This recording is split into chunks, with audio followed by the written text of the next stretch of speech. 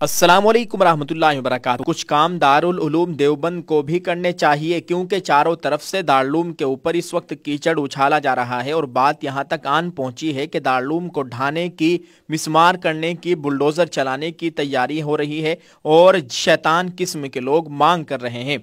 दोस्तों, आपसे गुजारिश है आज इस वीडियो को आप ज़रूर देखिएगा और जितना हो सके शेयर ज़रूर कर दे, अपनी राय का इजहार भी कीजिए। आलम इस्लाम में अपनी मुनफरिद व मुमताज़ हैसियत रखने वाले दीनी इदारे दारुल उलूम देवबंद के ख़िलाफ़ इस वक्त नए नए फितने खड़े किए जा रहे हैं। इसके बावजूद अरबाब दारुल उलूम देवबंद अभी तक दिफाई पोजीशन में हैं।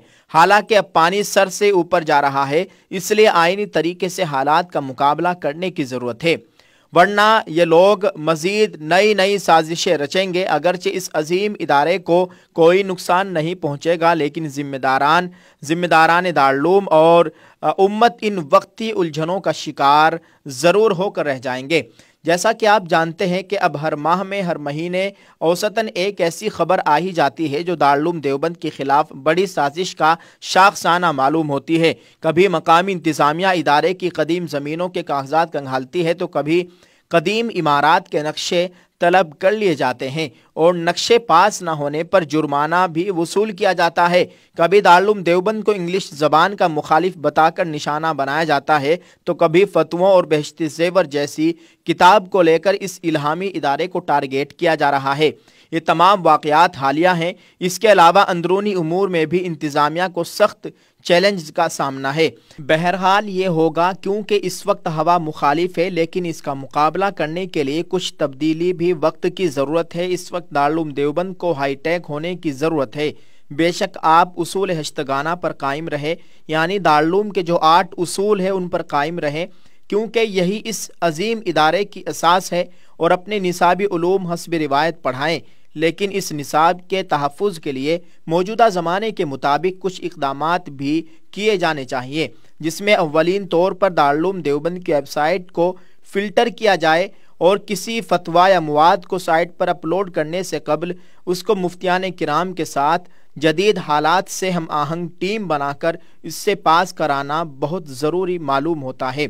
इसके अलावा ज़िम्मेदारान दारुल उलूम देवबंद बिलखुसूस अराकीन शुरा की तवज्जो इस जानिब मबजूल कराने की जसारत कर रहा हूँ कि दारुल उलूम देवबंद के लिए बाकायदा लीगल सेल का क़याम अज़ हद ज़रूरी है, ताकि दरपेश तमाम अंदरूनी और दाखिली उमूर से आईनी तरीके से निपटा जा सके। वहीं हालात की ज़रूरत के मद्देनज़र मीडिया सेल का क़याम कम अज़ कम 2 मीडिया तर्जमान ऐसे मुकर्रर किए जाए जो दीनी व असरी उलूम में महारत के साथ मौजूदा मुतासिब मीडिया का हिकमत अमली के साथ मुकाबला करने की सलाहियतों से लबरेज हो।